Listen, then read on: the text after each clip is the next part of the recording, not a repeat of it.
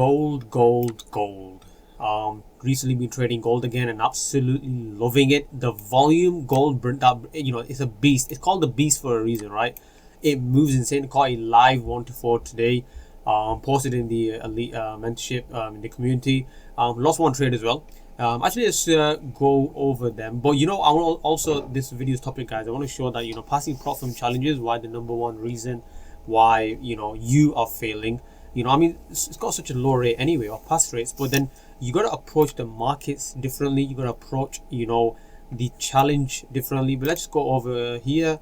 This was on a live where I post my live trade, right? Broker here, live trade. This is when it was at 1 to 3. I used about 200 points for my stop loss, so you can see clearly here 6. When it's about 600, we go up to about 1 to 3. And then eventually, if I show you my winning trade, and it says here as well, just for transparency, did lose one trade on gold short. You can just read that again, rewind. Again, it's all about transparency, right? When it's up about 800 points, we're up 1 to 4. This was a nice, and if you can see here as well, I've been posting recently. This was yesterday, 1 to 3.8. I mean, I was at 1 to 4, but it just slipped me a little, and it only gave me a 1 to 3.8. That's fine. This was a 1 to 3 secured. Also yesterday, this was I think 2 days earlier. Sorry, the day before yesterday actually, secured a 1 to 5. This was obviously again using 200 points for my stop loss. We got to 1,000 points, so it's a nice 1 to 5. And it just keeps on going, not just from myself, from the students as well, and everyone in the community, just making the strategy work. And you can always, guys, check in the funded certificates where everyone's posting their when they pass, when everyone from the elite mentorship, when they join the community where I offer my unlimited one-to-one sessions, they can, they're posting their certificates. And then just had a new review today from new testimony today from one of the elite mentorship students, which you can pretty much, it's free, right? You can go in and check. This was, as you can see today, you can read this. This was another one from yesterday. Again, so this was just a one new student in the elite mentorship who had this one-to-one with me yesterday. And I mean, he's been in the game for 2.5 years, but then just realized, it's obviously, I really appreciate all the feedback. But yeah, it's a super simple strategy that I show, and I teach, and it's all about transparency.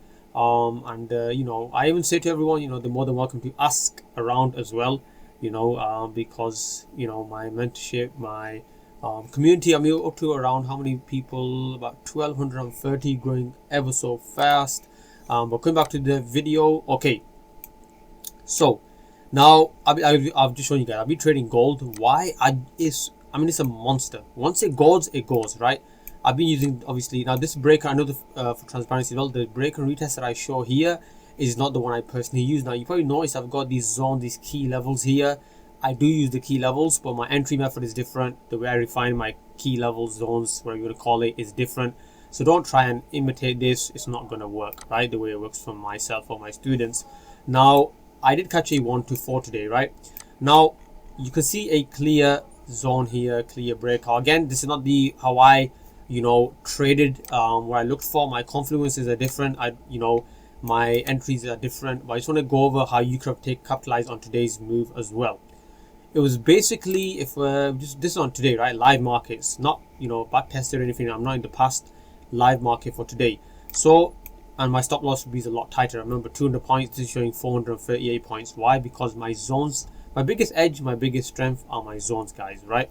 And having a tighter stop loss, I can use one because my zones are so accurate, pretty much, that even if I lose the trade, which is very possible, I normally get sniper entries because the quality of the zone. So anyways, okay, let's break this down, right? So we got our breakout here. We got a little small, we got a bit of bullish momentum. Now, what you can use is now you want to use every confluence possible, to your advantage. So one, we can see a very strong bullish long wick rejection. So this is where buyers, let's just type this in. So there's, let's just say buyers, sleeping here. No, well, they're not sleeping really. Sitting here, right? Let's just say buyers are sitting here, and it's evident as well. This is why it's super important. This is why you don't use indicators, guys. The only indicators that I use are if I show you, one is the session indicator, one is the candle strength. Just tells me the strength of the candlesticks. I don't use this anymore, just because over the years I just used to using them tells me the percentage, in percentage, the strength of each candle. Look at this, guys. Let me zoom in a bit more. The strength of this candle, bullish candle, is 95%. 95% candle strength. Why would I want to fight that? Doesn't make any sense, right? So that's one. Overall, number two, we are bullish, right? We are bullish. Which direction is the river flowing? It's flowing up. In this, for this, right? It's so if I throw a football anywhere here, like or something light anywhere, most likely it's going to drift in the direction of the river. I always give the example of you know, the trend is the river, and you know, the volume is the speed of the current. So if I show you, let's go back to where we were. So number two, okay, we got the you know, buyers are sat here, long wick rejection, buyers are taking control here. We've got the trend direction, and this is the, look at the quality of the breakout as well, right? It's super, I mean, this is as strong as best as it gets, right? Let's go on a small time frame. Now we got to look for, I mean, again, guys, look at this. Again, look at this. Super strong bullish candle, you know, breakout. If I was to turn on the candle strength now, what would it? I mean, it's pretty much similar, even 90 above 95% plus, right? Let me just turn that off. You get the idea, right? Let's go on the smaller time frame. You know, for this more example, we're going to drop down in time. Okay, let's go a little bit more in. Okay, so nice clean breakout, bullish engulfing here, or whichever pattern you want to use, and you can just enter straight off that, right? Let's just color it. Look at that, bullish engulfing. But I'm not saying straight away enter from here. No, that's not what you want to do, guys. Wait for price to come back close as possible to your zone, and that's when you take your entry. And this, okay, shall I just refine it actually as well, because I know you guys enjoy it when the value that I provide. Okay, why do you think this price respected this area? Why do you think it respected this area so precisely as well?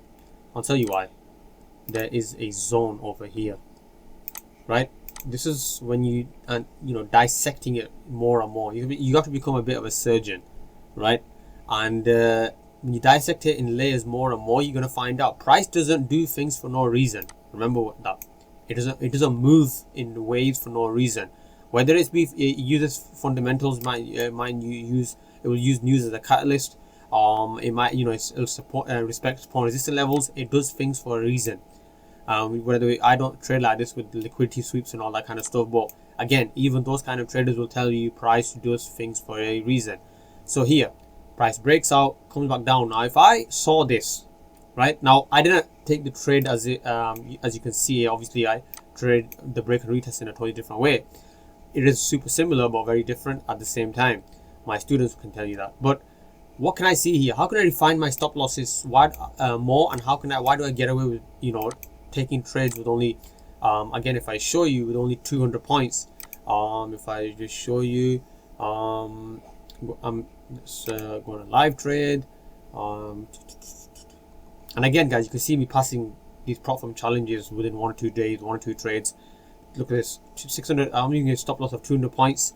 So why can I get away with, you know, what I get away with? If I show you here, if I even move my stop loss down here now, that's too tight for my liking, right? That's too tight for my liking. Let's zoom out a bit more. Okay, so what's my stop loss now? If I put it here, 200 points, example sake, right? This is 200 points, but for again, because this is not how I enter, but I'm just going for example sake. For this particular example, you want to take your trade. Stop loss best is placement would be below this zone, below this key level. Now, if you was being super, you know, using super tight with the stop loss, I can see, you know, definitely have it below this, because even the price side to make higher lows here, you know, higher highs, higher lows, as you can see clearly here, and price pushing higher, you know, this would be a nice area. You know, this is too low. This would be the nice area within the zone area to keep your stop loss. And if you was to do that, price would give you still a nice, you know, reward. In this case, 1 to 9. That's too big. Me personally, I think 1 to 5 if you are trying to push it. Now when I show these videos, guys, where I'm showing 1 to 11, 1 to okay, there's a 1 to 5, let's leave that, 1 to 8s, these huge risk to rewards. Now what do I mean by that? Do I mean that's what I'm catching? No. Do I mean, is that what I want you guys to catch? No. The reason why I show you all these huge risk to rewards is to show you that these are the opportunities that are presented, you know, with the break and retest. How I would look at this information is, if I see a 1 to 5 more regularly than the other big risk to rewards, if I see a 1 to 11, that means 1 to 5 definitely in there. And if I see 1 to 5s more often, I'll just aim for a 1 to 5. I don't care about if I 1 to 3 here or 1 to 4, whatever it goes to. Definitely, by the time any of my students know this as well, if a trade goes to 1 to 2, I'll put my trade at break even. I even go in as much as seeing, guys. This is what you should be doing as well. How many times when you place a trade does your trade go back to break even and then goes into profitability? If the amount of times that rarely happens, put your trade at break even quite early, put it much earlier, because if data is telling you, you know, your trade hardly ever retests, then put your trades at break even much earlier. You know, save that money. Because the data would be telling you the only time that price would come back is something unusual, you know, to happen. Now, again, I'm this video I want to mostly focus on, you know, what you guys are doing wrong, and your approach to prop firms and how I personally approach prop firms. The way I approach prop firms, guys, is okay. Got my strategy. I personally have a checklist as well, following all my rules. Then I'll enter a trade. I don't enter for no reason whatsoever. Everything that your every turn, your every decision must have a reason. So let's just go over this example here. If I had to take this trade over here, right? Let's just go over example. Okay, so what can I see? Trend overall is bullish. Getting a super strong bullish breakout. Almost at engulfing, but it's not engulfing. It's a long wick rejection. Very strong breakout. I'll go to a smaller time frame and let's see what confluences. What confluences can I see? Now, I don't like personally. I don't like the winner of this particular break and retest method. I like my own. It's usually, and even if you see my Propfirm challenges, some of them that I when I passed a 10k account just for demonstration purposes, because you know, you should always start small. I don't like the idea of when people start with huge Propfirm accounts and spend all that money and, you know, they don't know how to trade. Start small. Many of my students have started small and worked their way up. Breakout here, right? And now we can see this. We want price to establish, right? Price establishes pretty much down here, and then it comes back down again. Now, does that mean I enter? No, because once it's established, where's your entry going to be? Right? Where's your entry going to be?